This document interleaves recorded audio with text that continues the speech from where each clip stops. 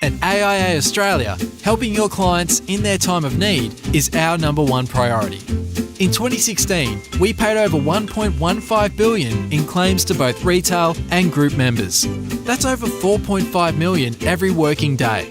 To offer your clients cover you can trust, chat to your AIA CDM today. And we are live. Sold out from the arena. No, I'm just kidding. Whenever I say we're live, I immediately go to that UFC guy, Bruce Buffer. I love UFC, man. I like it's my favorite sport, bar none. Is that because of the physicality of it? It's because where else do you, yeah, exactly. Nothing's more appealing than big muscular men just wrapping their arms and legs around each other. Smashing their noses to smithereens. Correct. But we actually are live on our Facebook group with almost 1,200 members at this stage. So if you're listening to the podcast or the video from a later point, then you can watch it live from inside the group. Today we have Steve Crawford, Wollongong, current Melbourneite. Fancies himself, I'd say, probably more of a Melbourneite than he is, to be fair. If we're going to call a spade a spade. Also considers himself the expert of cash flow. However, I'd like to sort of claim that as well. So there's a competition there, naturally, between me and Steve. And so here we're going to discuss cash flow and all things financial planning. And because we're a little bit of agitators, we might get into that as well. Welcome to the podcast, my friend, for the second time, right? Thanks, buddy. And yes, you are technically correct that I am. Well, I was born in Brisbane and grew up in Brisbane until I was about 10, and then was in the Gong from 10 to 23. Sydney for about 3 or 4 years, and Melbourne for about 11 or 12 now. So I've probably got 2 more years to go before I can say I am 100% official Melbourneite. But yeah, and we will debate the merits of whether or not you created and pioneered cash flow advice. There's a difference between pioneering something and actually being effective at it. And mate, I'm happy to give you a point. Fair play. No, I think we'll talk about this last time. Literally the day that I decided that I was going to be a cash flow advisor and no one else was doing it, and I was going to lead the way. Literally at that pretty much exact point, my BPM goes, oh, by the way, have you heard of my spending coach? And I'm like, oh, thanks, Steve. Stealing my thunder, mate. Anyway, yeah. So let's dive into that a little bit. Cash flow. Why'd you get into it, and why do you think it helps? If I'm brutally honest, when we started doing it, or when I started doing it, it was more of a compliance ass covering exercise more than anything else, because I'd never been an advisor before when I started. Obviously, I hadn't been an advisor when I started, but I'd never even worked in an advice practice. I've come straight out of Insto land, and I had to do a statement of advice. And my biggest issue was that I was so paranoid that I was going to get sued, that I wanted to validate stuff before I put it into a statement of advice. So I sort of went through the logic and go, okay, validating income's easy. Just grab pay slips, assets and liabilities. Pretty easy to validate. Let's validate some expenses. And I asked my local friendly compliance person, how do you do that? And their response was, well, you just look at the fact find and people write down what they spend. I'm like, yeah, but what if they have no idea? And they're like, I don't know. So I was like, I'm not having this. So I forced my clients to manually download at least a month, if not 2 months worth of Excel, CSV files out of their accounts and send it to us. Yeah. And I'd clean it up, manually reconcile their stuff. And from that, I'd ascertain an expense figure. And then I'd sort of drag that out to a 12-month projection and then chuck those numbers into the statement of advice. And then, like, maybe my advice was crap. Maybe who knows what it was, but, you know, the clients would go through the statement of advice with me and they'd be more interested in the budgeting and the cash flow stuff than the 175 other pages on the super insurance. And so, you know, as a burgeoning or an infant business, when your handful of clients at that stage go, can you do more of this stuff for us? Obviously the answer is yes. And then later on, you know, I've got to work out how the hell am I going to do this?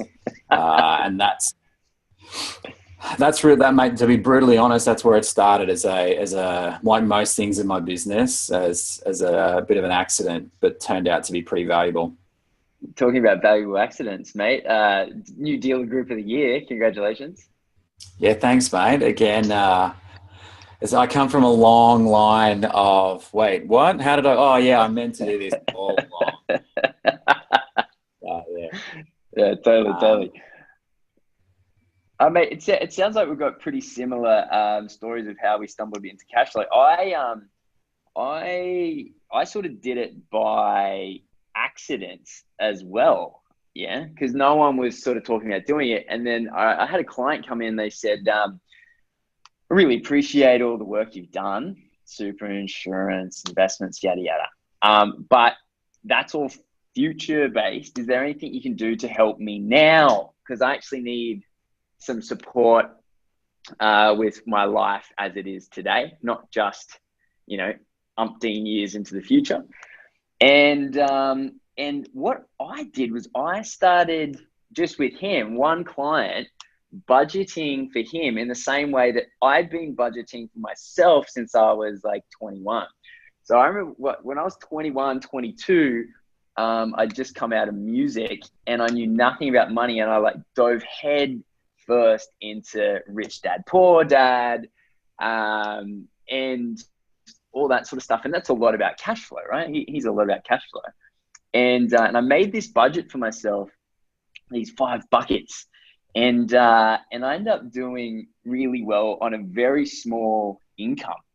I was able to sort of go traveling through Europe and things like that on like a tiny income. And so I figured if I could do it for myself, I could probably do it for this one guy. And then it just, cascaded out of that. So I think it's a really good, close to home service offering that adds value in a financial life of clients. And to see, obviously you took that another few steps on. Would you now train other advisors on how to provide this type of service? But it actually made me feel really good doing it myself, but also knowing that even though we didn't know each other at the time, that you were actually doing it somewhere else as well. And it kind of validated what I was doing. And now it's almost, due to your perhaps evangelical work, but it's certainly a very common part of a lot of us XY advisors. Are you happy to see that, or do you see that it's still got a while to go? Oh, mate, evangelical is absolutely the right term. I am starting to get used to how many circles I am referred to, or within I am being referred to as evangelical. I'm okay with that now because it's not always negative. I think it's still got a long way to go, right? So I think we're still, the fact that when I started, there wasn't even a software to be able to do it. It was the same with you. It's old school pen and paper and bank accounts and Excel. And then, we started using Xero, which, wasn't even created for this purpose. We just sort of bastardized it. And now you've got MoneySoft and Money Brilliant and My Prosperity and Cashmaster. And there's like hundreds of these guys that are going to pop up, and there's going to be more and more of them. And I think the reason why there's going to be more, like if you started with it's ironic, but if you started your planning practice or your financial coaching business or whatever it was, from the customers or the client's perspective first. And you sat down with them. And if the industry had its time again, it sat with our targets market and it said things like, what do you think financial advice is? Great question. I reckon they're going to start with, help me with my money and help me make decisions, and then the other stuff will happen. But it's such a blight on our industry that we still today train the newbies that come into it on the arse end driven process of product led advice, which is retirement planning and super and insurance and investment planning. I'm not saying this stuff's not valuable. We do it with our clients. But still, in 2017, the industry default model for training new financial advisors is to start with a friggin' product and then push the advice that drives that product. And people just don't, I don't know, our clients don't think like that. Our clients start with the stuff that's the most tangible, as yours were. Help me with my money. And then we can talk about that other stuff, So I think we've got from an industry point of view, I think we've got a really long way to go still. But I'm so stoked that there's literally hundreds, I would imagine now, hundreds of advisors that are having a crack at this, and some of them have sort of surpassed us, which is fantastic. And I truly hope that we're still going to have this sort of exponential uptick with more and more people doing it, because that'll force the industry to get its head around what this stuff actually can look like and how valuable it can be for the client, for the practice, the advisor, and obviously the licensee and aggregator at the end as well. Yeah, I remember I did an article not too long ago for the IFA just saying that the industry is focused on lump sums. So it's either lump sum investment or lump sum loan. And that's really the industry is just too focused on. And you're right. If we could start again with no legacy, you would start with cash flow. I know a few of the guys that do cash flow now, to echo your words, are doing a much better job than ever I was in my advice days. So it feels good to have hopefully played a role in bringing light onto the cash flow in financial services. And I think it's also, financial planning in its entirety is actually just comes down to two things. It's offering value and receiving value. So offering value as a financial advisor, it just looks like helping someone with money type topics. Right? So anything that's a money topic, you help with that, you add value, and you receive value in monetary terms. You get to charge a fee. And so literally financial advice means however the fuck you want to help someone with their money, or however the fuck they need help with their money. And then you just get to charge a fee for helping them. That is financial advice. And in that is all of these things that are the investments, the super insurances, everything we're already doing. But there's a lot of stuff that isn't that traditional piece. And since FOFA, I think that's been the unrealized gain for both clients and for advisors in this exchange of value is cash flow. And even like we talk about cash flow, but I feel like that's even just the tip of the iceberg, because you've got all this whole coaching and behavioral, which is that goals-based advice, which has been around for a long time. But I would love to see, and I'm not sure if the broader industry would like to see it, but I would like to see financial advice, what it looks like without any product. And I've heard of people doing this. I've heard that no one's been able to do it successfully and profitably. You see a lot of these sort of financial coaches, quote unquote, that aren't financial planners.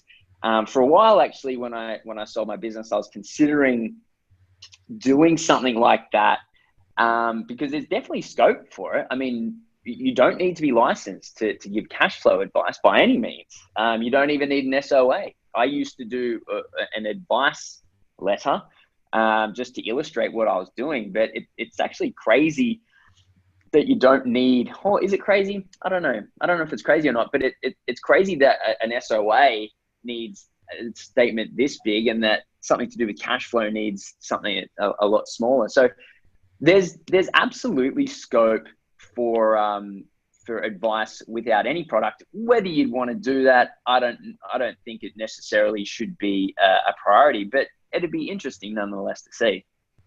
Yeah, we've got an offer of one of our ongoing, well, you can be a client of ours and just do cash flow with no financial product stuff. So we do offer that. So we have a money management plan, which is the setup of your budgeting and your cash flow stuff. So that's $995 to get that set up. And then we charge $150 a month for a single or $200 a month for couples to basically just do virtual cash flow coaching. Now we do include a traditional annual review in that fee. But we do offer it. I mean, I'm with you. I think the reason why people do but take up budgeting and cash flow advice is they typically want to increase their savings. That's the number one driver of it. And the logical flow from that is, after I've increased my savings, what do I do with it? And so I think you're better placed as a financial advisor to have the downstream conversations because you do have access to financial products. But ironically, I actually think budgeting and cash flow advice probably sits better in the mortgage broking space than it does in the advice space because of the banking and the lending side. And so I think the biggest, where your question before was, where do you see this headed? How far are we gone? I think mortgage broking will run with this harder than financial planners have. Once they realize the value, brokers are still a little bit behind in terms of their development of moving away from product-based sales. But once they put the two together and look, I think that's going to be expedited because you have a nation now that has probably got about as much debt as it can stomach and is starting to entertain the idea that paying that shit off is probably a good idea before interest rates head north and they can't afford their #SmashedAv anymore. And so when that happens, everything's sort of, look, I know how the world works. Businesses, when everything's working really, really well, they're not going to overly invest in a new frontier.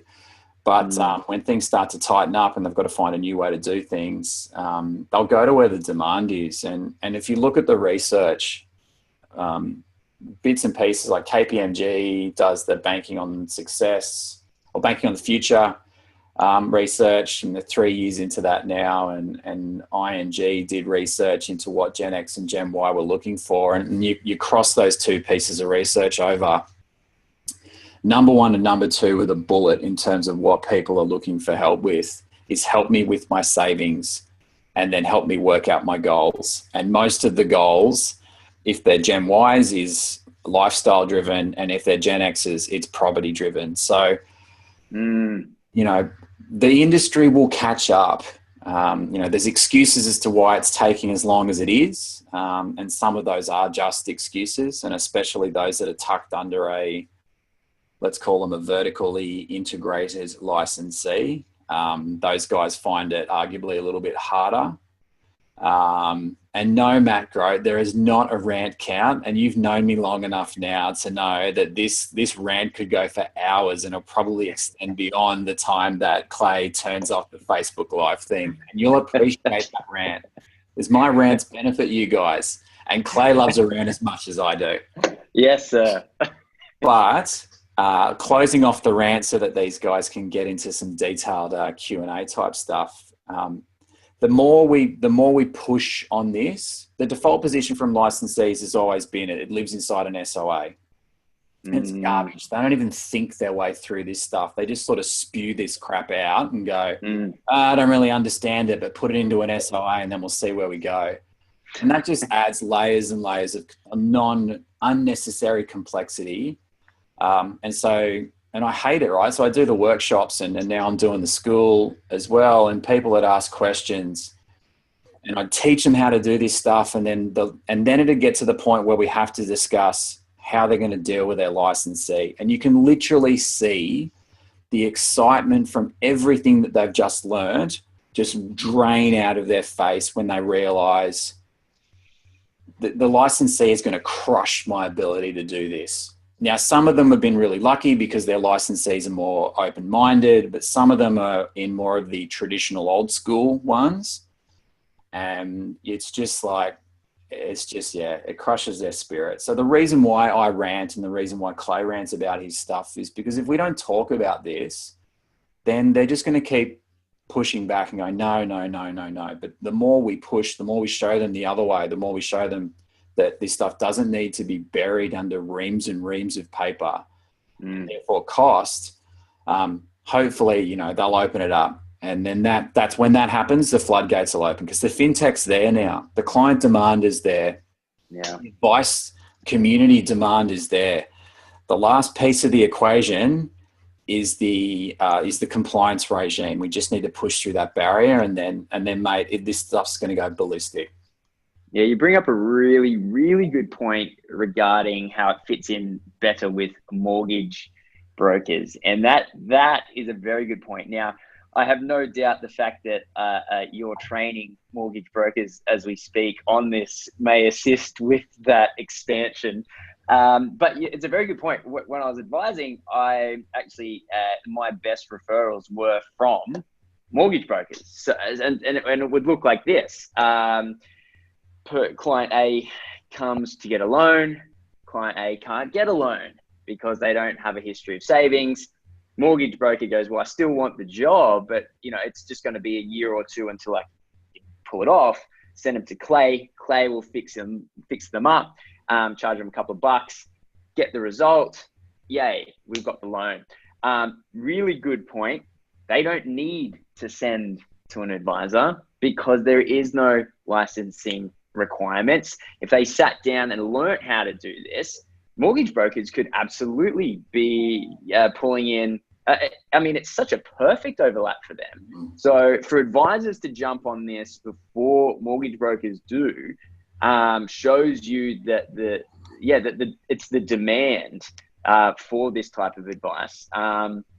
And actually, a little bit later today, I'm doing another podcast about general insurance because I feel like there are multiple revenue sources for advisors or mortgage brokers to do. And all of these sort of professional services are coming together.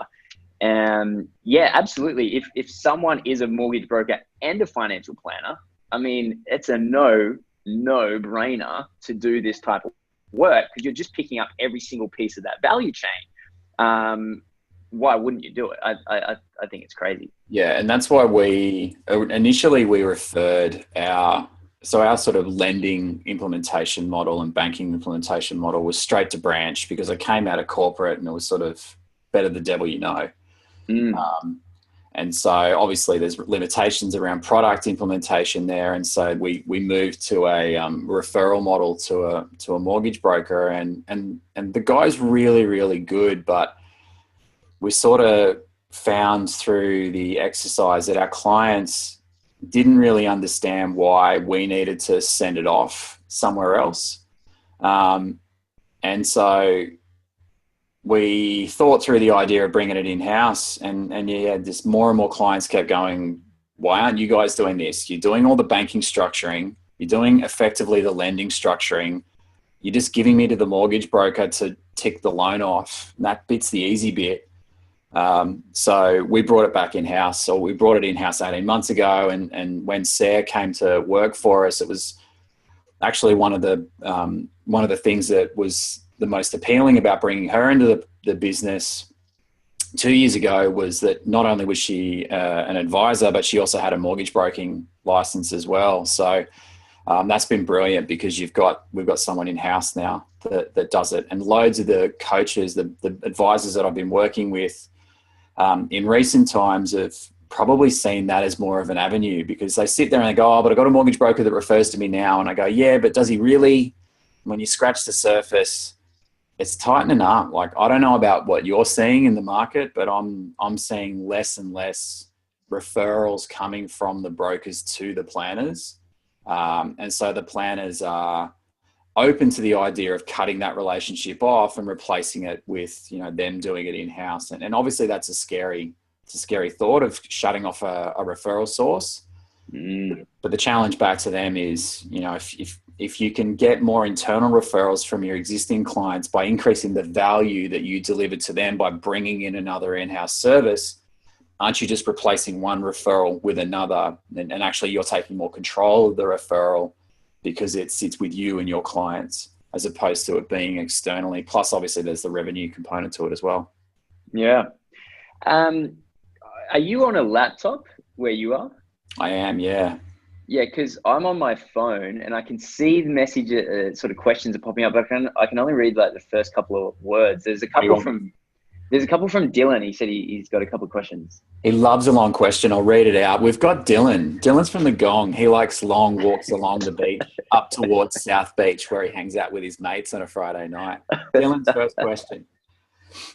Feedback from a young client it's more of a statement. Feedback from a young client of why they would refer to a friend. Can you comment on this type of response and how surprised your clients are with our approach, i.e., we aren't about denying you things you like, generally interested in your goals and where you want to spend your cash rather than telling us where we should spend it, even budgeting for the daily coffee.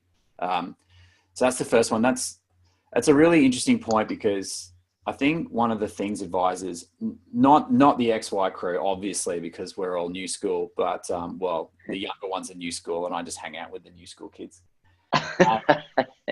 A lot of old mates, let's call them old mates because it's the right term to use. A lot of old mates, when they get into budgeting and cash flow, they sort of extend the old world training of I'm going to tell you the right way to do things. And they extend that mentality into the cash flow conversation. And that unintentionally sometimes leads to them telling their clients where they should cut back on from their spending.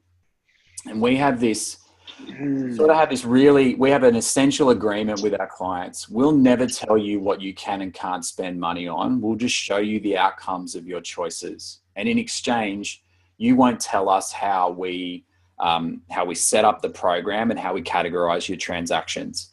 And there's benefits for that from a benchmarking point of view, which we can talk about later if you want. But one of the biggest benefits is it doesn't have this issue then, which is, so you mean if I want to spend money on stuff I can, and you're not going to tell me not to get coffees and do all that sort of crap. And I think if you try to own it too much, money's like the most personal financial component by miles, right? And I know your book talks a lot about this stuff. Copies available on Amazon.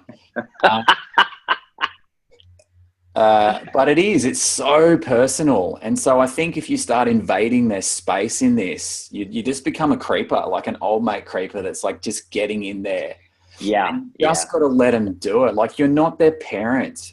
You're their coach. You got to, if they want to make dumb decisions, your job is to highlight the stupidity of the decision and the outcome and the ramification of the decision, not to stop them from doing it. They're going to do it anyway. So we're huge advocates of that. And one way that plays out is like we track our clients' cash withdrawals, but we don't believe in like little track your cash spending and write down. It's bullshit. Like you're micromanaging their world. You're just destroying their soul. So give them some freedom. Would be how I'd answer that, mate. Yeah, I've got a similar. So the 5 bucket method that I used was really good, as it did exactly what you were talking about, Steve. In that we would go through each bucket and say how much they needed to allocate or wanted to allocate, and by the time we got to sort of the last bucket, oftentimes the number. Their weekly surplus or debit, if you want to call it that, would be very clear. And so it wasn't me giving any instructions or insights. It was just simply a transparency of an entire financial life in front of both me and the client. And we would look at it on the big screen in real time and then say, okay, well, you're spending 300 or 150 or 60 bucks more than you make after tax. So I'm not going to tell you what you need to do, but let's massage this, because clearly it only has one direction, and that's down. So if we want to achieve 1, 2, 3, 4, 5, these 5 things that you want to achieve, obviously it needs to come from somewhere. One of these buckets has too much, is spending too high. Is it your long-term investments? Is it your short-term spending? Is it, like any of the things? But we would massage, and the best thing about that was it wasn't advice; it was transparency. This is no hoodoo magic. This is just your life in one screen, and with that, I had 100% buy-in. Yeah, 100% buy-in from clients, because it was just so obvious. And most people never get that moment of clarity, never see, because how useless are bank statements? Yeah. A bunch of debits and credits, and it's not set up to read usefully. And so yeah, the cash. So to Dylan's statement / question, yeah, I was never about infiltrating or encroaching is the word actually, onto someone's lifestyle or decisions. It was a massage, and it was a joint conclusion that we both came to. Then it was my job to keep them accountable. Yeah, agree 100%. I think, and because I can see the questions and I know you can't. So how about we answer the second part of Dylan's, the sub point to Dylan's question, and then Troyden's got a question, which I'm sure everybody else is more interested in, rather than you and me ranting about stuff. How do we actually get started, and what software to use? And I won't talk about specific software, but I will talk about how to get started. And the banking the banking stuff's a brilliant segue into what this stuff actually is, right? So let's finish off Dylan's question. So sub point, if you highlight where they're going wrong and the outcomes, but they still won't do it, is it just a case of you tried to educate and coach, but it won't work? And the answer is yes. So when I don't actually use the term cash flow with our clients at all. And it's not because it's the wrong term. It just doesn't work with us. And we're trying to give them clarity around what it is that we're actually talking about. So we talk about the clients getting a money management program, which is a program, funnily enough, designed to help them manage their money. There's 3 components to that. There's the budget, there's the banking structure, and then there's the reporting around how they're going. And then my role and the team's role, Chris and Sarah, is to be the coach that helps them get the most out of the money management program to be the best version of themselves financially, right? And so the best place to get started in that, and you have to start in this place, is by them setting a budget. So you got to do that initially. All right. If they don't set a budget, and there's 4 stages to budgeting, acceptance, awareness, improvement, performance. If they don't accept, here's the evangelical bit. If they do not accept that the path of the righteous man is that they need a budget, yeah, you can't help them, because what they're effectively saying, and you already started swearing, so I'm just opening this thing. They basically said, I don't give a shit what you think. I'm going to spend my money like I do not care. And I'm not going to be accountable to you, to her. I'm not even going to be accountable to me. You can't coach that, right? So if they don't accept that, unless they put some sort of measurement, a hard measurement, not a soft, touchy, feely, talk about feelings bullshit, unless they put a hard measurement on how I'm managing my money, so they've got a success or fail point, then they're never going to be any good. But once you get them past that point, and that's arguably the hardest one to get. And some people, Dylan, to your question, some people just aren't ready for it. So, when I was 25, I had no interest in budgeting until Melissa and I got pregnant earlier than we anticipated. And this is now the fifth time I've told this story live, and she's really asking me to stop doing it, but I just won't because I love her so much. Still, man. But the difference between the 25-year-old me who doesn't know that we're pregnant and the 25-year-old me that does know that we're pregnant is 100% psychological. And so before that happens, we have no reason to budget. And after that happens, we have a very well-defined reason to budget. So if people don't have a reason to budget, it doesn't matter how good your program is. Moving beyond that, there's a lot of... The best thing and the worst thing about the space that we're in right now is you're spoiled for choice with technology, and that's fantastic, right? So I rattled off 4 providers before, and I'm not sure whether I was meant to do that, but it's too late now. Let's just say there's multiple providers, right, that you could use.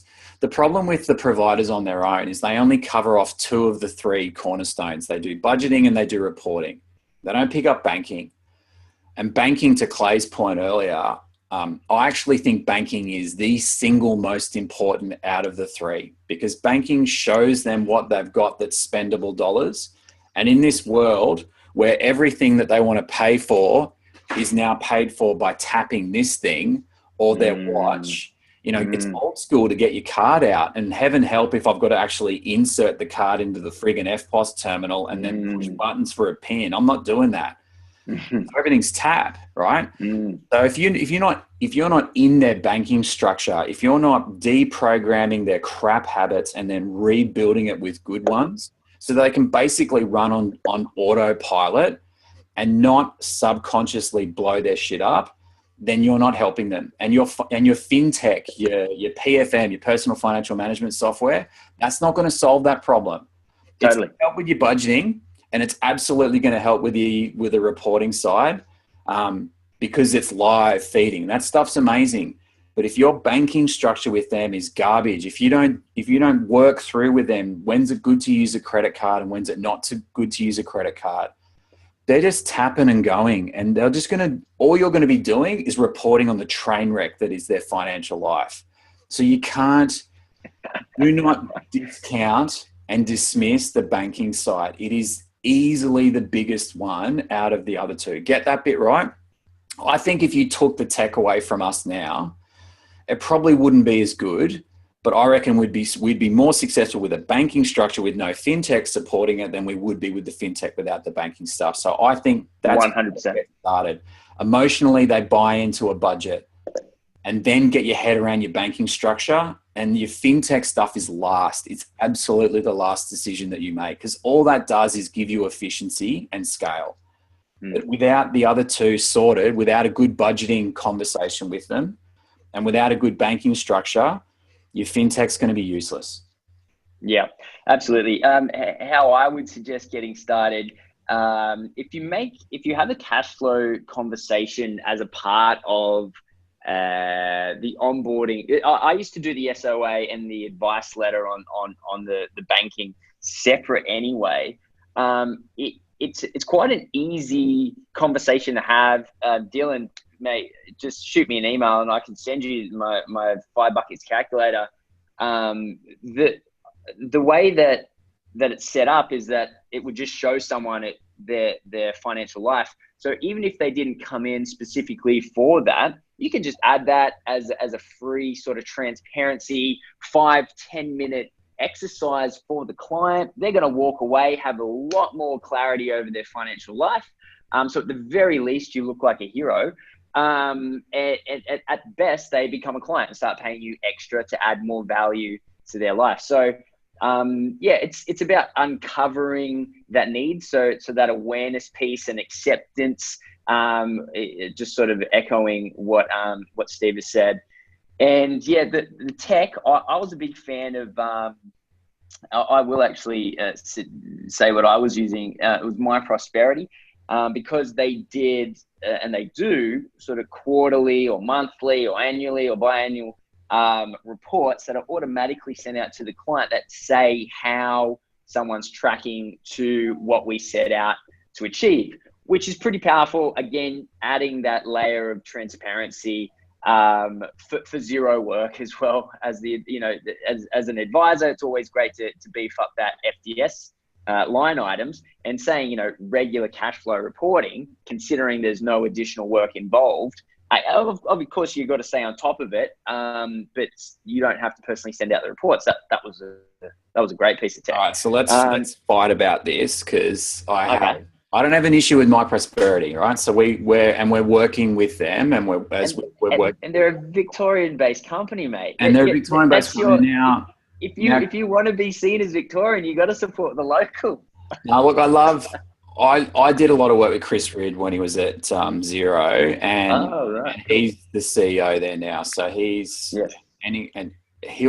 make that one great. As Moneysoft to be great, and Money Brilliant's great as well. They're the three that we sort of think are sitting head and shoulders above. And Xero is still good. Like, we're not shifting off Xero. We're staying there because it works for us. But this argument around to automate or to just create efficiencies, I don't have a problem with automation, but I do have a problem with automation where you're just pushing out incorrect garbage data. So I think the biggest risk financial advisors face is if you're and let's draw a parallel, right? So if you push out an automated report off your investment platform with returns, that shit's accurate. Like, the balance is accurate, the return figures are accurate. So you don't have any fear whatsoever that what's going out is going to be inaccurate. If you don't work with your fintech properly and you don't understand the rules engines and make sure that the thing's categorizing transactions properly, it is going to push out incorrect data. And the problem with and Willow, my business partner, he deals with the other software side of Xero, and he's all over this stuff. And he says to me, Crawford, the issue is not the number of incorrect transactions. It's that one of those incorrect transactions could be worth 10 grand. And if it's an expense, or it's something as simple as a transfer between accounts, and it incorrectly picks it up as income, or it incorrectly codes it as a reduction of an expense, the bottom line's going to be out by 10 grand, and you won't know it until it's already gone. And that's a massive issue. So I push back on advisors. Absolutely. Would you start today and create a CSV version and download transactions? No, you wouldn't. But at the same time, does that mean that by default you let the pendulum swing 100% to the other way and you go fully automated and you don't run eyes over that stuff? Hell no. You've got to have your processes down pat. To the more you automate, you've got to increase your audit, because you can't let that shit go through. The other stuff, the other reason why I'm not a massive fan of automation, depending on what research you read, but most advisors, if they're going from sort of like initial to annual review, they're seeing their clients twice a year, and they might fire out a newsletter. You've got an opportunity to add a service that is not only extremely valuable, but you want to talk about FDS fillers. Our clients get weekly snapshots that we generate, which go out about 48 weeks of the year, because 4 weeks of the year it doesn't overlap. They get 48 weekly snapshots. They get 12 monthly reports. They get quarterly progress meetings, and we tailor that stuff. So you're trying to find an FDS filler, and so we tailor it so that when it goes through, they know that it's there. Yes, there's a little bit of time that goes into that stuff, and not everybody has to go to the extreme fundamentalist sort of evangelical version that we've gone to. Yes. But you've gone from having minimal touch points to something where you can have a touch point. Don't let the system steal your thunder by automatically sending this stuff through. Or if you do that, think through it and deliberately, strategically choose which parts of the communication process am I going to get the AI to do, and which parts are we going to control. And that's the stuff that when I talk to the coaches that I'm working with, I don't know, one of the questions was, what's the best software? The answer is they're all good and they're all bad, depending on what you want them to do. You've got to have a thought process around how you select this stuff, and then that drives how hard you use your tech and how much you dial up the automation features versus, dialing it back a bit. Yeah, absolutely. I guess I should have gave a caveat. When you are doing the automation, your need to audit Don't is apologize. it, Stand on it's your morals. Choose the, full is outsource all the way. yeah, but you've got to check that the information is correct, and you've got to be able to you got to have a process that is red flagging any potential issues. Yeah. Absolutely. And look, I'm not having a go at you, because the reality is you speak to these fintech guys and they're getting better at admitting that their stuff's not completely infallible. You know, it does have mistakes in it. But I think the rookie mistakes are that the rookie players will just add stuff in, and they think the rules engine that categorizes stuff is just infallible, and it's not. You have to have eyes on this stuff, and for every time you go up in automation, you got to in lockstep move up your audit process to check. Yeah. Well, and actually, I've been learning a little bit more about this, and we can sort of dive in. I don't know how much you know about this, but so Yodely, which is essentially the engine behind all of these software, their screen grabbing. They're not necessarily getting the CSV files. They're scanning pages and interpreting that into CSV information, which is then give output elsewhere. Interestingly, I know Ben Nash was looking into this. You can get your own Yodely license for like $10,000 or $15,000. I can't remember off the top of my head, but it was not particularly an exhaustive amount. So technically, Yodely could, Steve, you could build your own software. I guess that's the interesting part. So yeah, Yodely isn't perfect, and yeah, can be used by pretty much anyone, I believe. Yeah, I'm a massive fan of sticking to your knitting and not building your own software. Like we looked at it. We looked at it when there was nothing, and it was going to be like at least $250,000 just to get off the ground. And then you got all your other development stuff. But even if you just pulled the Yodely feeds in and chucked them into something else. Look, I'm not saying you necessarily should, but it's an example of how accessible this technology really is. And so I think to your point, there's going to be more and more. So what will come with the more commoditization of the data, in terms of the ability to access it as opposed to what happens with it. But as that happens and that infrastructure starts to open up, you'll have more software providers moving into the space. Hell, you might have the financial planning software finally come down out of their hierarchy and see that cash flow is valuable, and they might start adding feeds in. So I think I'm really optimistic that we've really just scratched the tip of the iceberg in terms of what will happen in and around this space. And that's got to be a good thing for everyone, because it's going to force, the more the big players get involved, the more the licensees are going to have to open up their mind to how advisors can do this without burying them in reams of statement of advice text. Yeah, it's an interesting one, the cash flow piece as well, because it's profitable from an advisor point of view, because an advisor can pick up a client who's 28 years old, makes 200 grand a year, and has 20K in assets, right? So typically under traditional financial planning, that wouldn't be profitable to either the advisor or the licensee or the product. These days, a $200,000 per year client with $20,000 in assets is profitable to the advisor, but not to the licensee and not to the product provider. Yeah.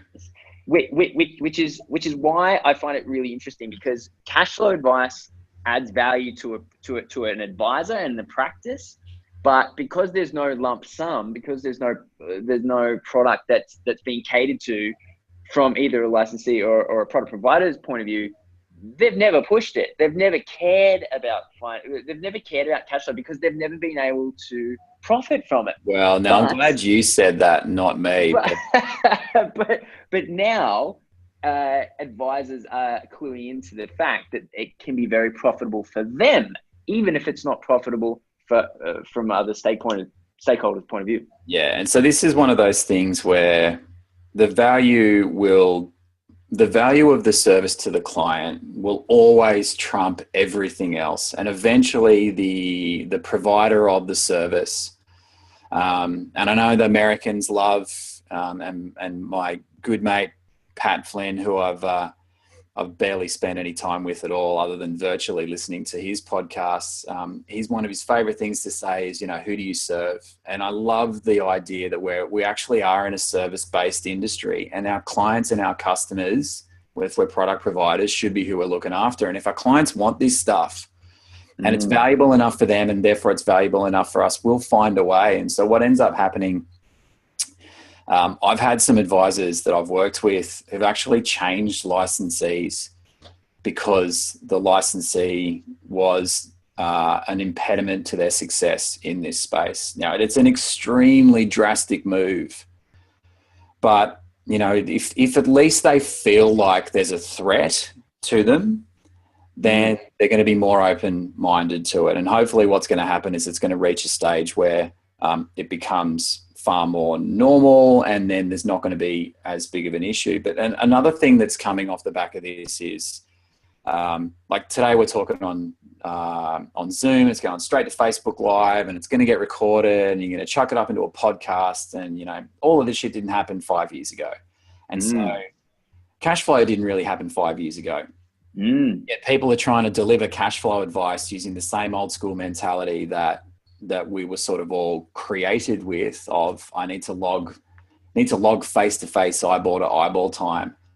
It's like, well, cash flow is one of those things where you can deliver it virtually better, arguably better than you can do in person, because you're looking at the screen and you're analyzing numbers. And yes, you're having conversations around stuff, but screen sharing software, whether it's Zoom or it's any of the other providers that are there, actually makes it a lot easier, because it's the modern version of the in-home appointment, but it's something that gives you a reason to look at the screen and actually go through it. And another extension of that is, once you say, well, maybe there's bits and pieces of it that we can deliver without any sort of virtual stuff. So we send our clients videos. So if you're on our virtual coach, which is our middle pack, our ongoing support package, you don't even get meetings with us. You just get videos. So once a quarter, you get a video, your own little personal hot nerd highlight reel of what's been going on in your world for the last quarter.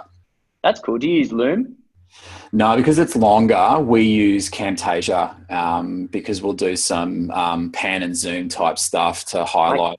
I can't hear the word Camtasia without imagining Fantasia, which was like, that's my favorite film of all time, right? Never ending. Which means you're going to love the software, because it is literally Fantasia for cameras. Everyone that's listening, Clayton, has just started to go a little bit loopy, but what it does is we started producing these videos for the cash flow stuff, and the client feedback was amazing, because we could punch little highlight packages out in 10 to 15 minutes. And a lot of our clients are in Sydney and Melbourne, and they're just getting public transport to work. They can chuck their headphones in, whether they've got cords or not, well, that's to be debated, but they can sit there with the phone and literally watch their highlights package with us, without us needing to be there. And that, they'll love that. And all of these things are starting to get under the skin of the licensee, because you're not documenting stuff and sending it through that way. So I think the feedback from the client is going to continue to be great. We want to get this type of advice, get this type of service, and get it in this type of format. And then that's going to force the market to evolve, where it becomes more of the norm. And I'm hoping that has a transference into other aspects of advice. We do have our own license now. We send our clients statement of advice, how to read your statement of advice videos, and they watch the video, and then they read their statement of advice using DocuSign, and they have to click off on the approvals, and then they digitally sign their SOA, and it comes back to us. And the first time we have a meeting with them is actually the implementation of the advice, but that's done virtually as well, because everything's done online. Oh, wow. And all of That's that was kinda cool. created out of where the cash flow stuff started, because it's a non-traditional process. And so that's the stuff that's why I'm so passionate about this, because we've seen in our business the value of what we do based on the feedback that the clients give us. And that's why we keep pushing in a compliant way. Absolutely. Like we love the fact that we've got our own license now. We sure as shit don't want to lose it. So, but challenge the status quo. Don't just think that because you're going to do this stuff, it lives in a box that's your boardroom. Virtual meetings are an absolute minimum if you're going to do this.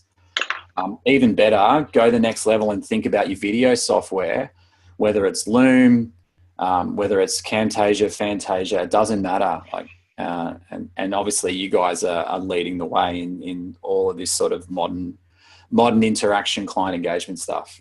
Man, does Camtasia have a plugin where Falcor can just stream across? Okay, that's excellent. Yeah, totally worth using then.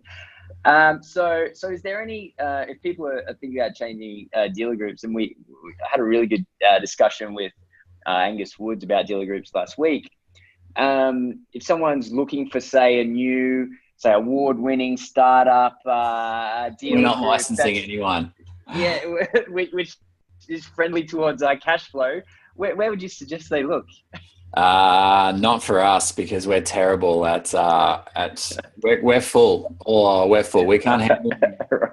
PDM's only good at looking after one or two people. Right. Okay. But look, you don't want to have to change. But watch this space, and I'm having second party conversations with a government body at the moment to try and get for the first time. This is my feedback. It's the first time that this body's ever been asked for feedback around budgeting and cash flow advice. And so we're hoping within the next 2 to 3 months, we're actually going to get more of a definitive statement on this. And then that'll shift things really quickly, because that body will, I think who we're talking about, that body will come back with, this is what needs to go into a statement of advice, and this is when it doesn't. And that's going to give undisputable clarity for your licensees, and it will no longer be left to interpretation. Because at the moment, here's the bookends. I'm working with one licensee at the moment, and I think they're closer to the truth. Their set of guidelines on this is like 2 or 3 pages. And then there's another licensee that I'm not working with at the moment, but I have done some work with in the past, and I've seen their guidelines, and it's 27 pages long. Whoa. And I sit there and I go, how can you be so far apart when we're talking about the same stuff? Where their guidelines on insurance and super and investments and retirement planning they'd be like 95% consistent.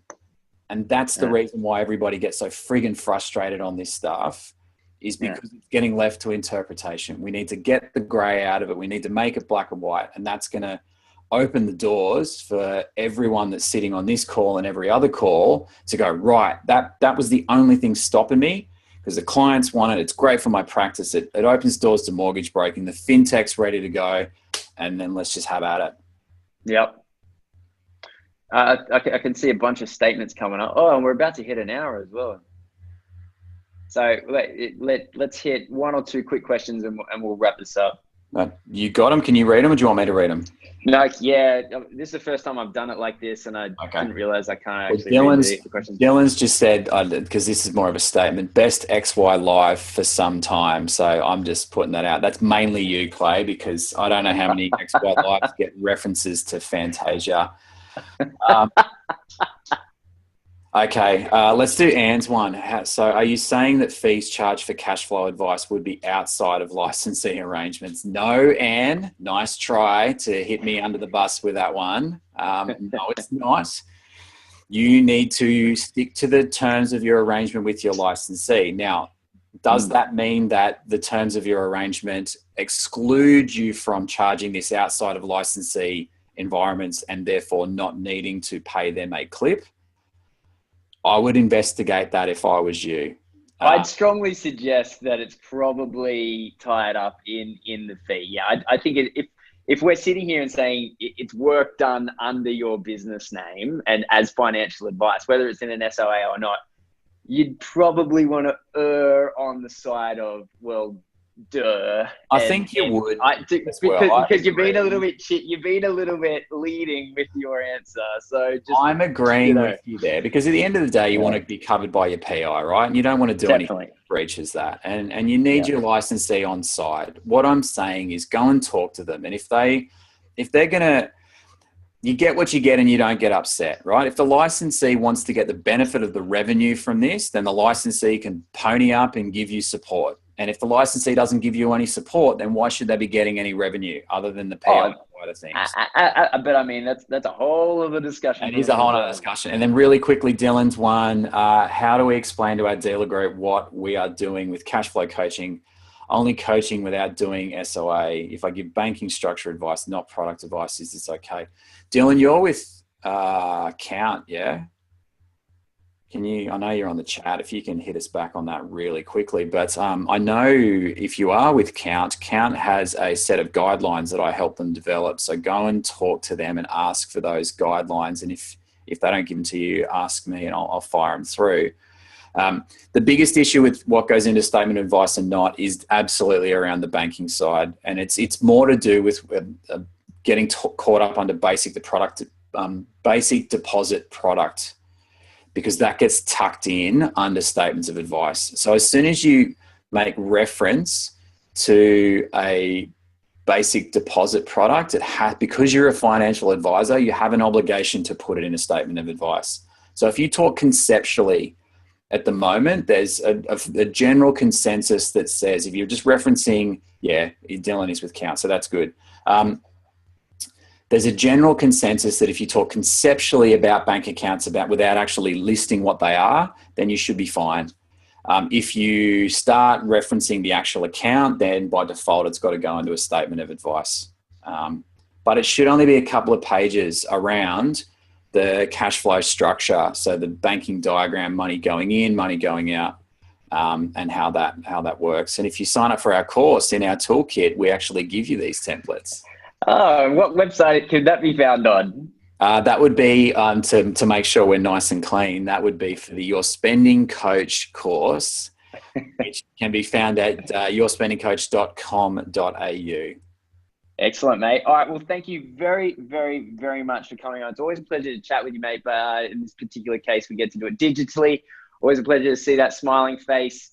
So for everyone that's listening, we've got an event coming up in Sydney, and then we'll be doing a party at the end of the year. So there's actually 2 more XY Advisor events to come up for the rest of the year. But that's everything for today. Signing off. Pleasure to see you, mate. Speak soon. See you guys. Thanks.